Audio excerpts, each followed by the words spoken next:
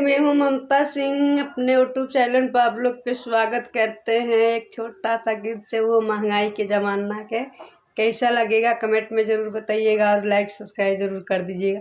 और सबको जैसे प्यार दुलार देते हैं आप लोग, हमको भी दीजिए और हम भी आप लोग में जुड़े। तो चलिए मैं गा के सुनाते हैं। आइल महंगाई के जमाना, बलमु थोड़ा जम के कमाना।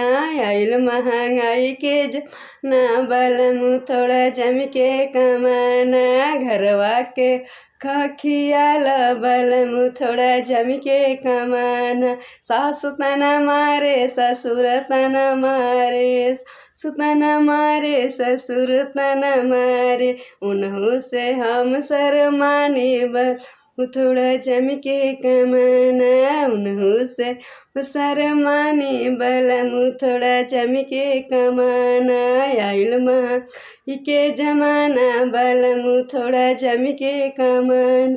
जेठ तना मारे जेठानी तना मारे, जेठ तना मारे जेठानी तना मारे। उन्हों से हम शर्माई बलमु थोड़ा जम के कमाना। महंगाई के जमाना, बलमु थोड़ा जम के कमाना।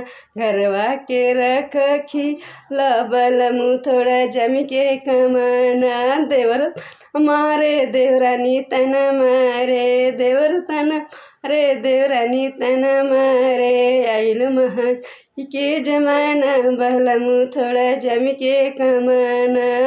महंगाई के जमाना, बल थोड़ा जम के कमाना। नंद तना रे नंदई तना मारे, नंद मारे नंदई तना मारे। आइल महंगाई के जमाना, बलमु थोड़ा जम के कमाना।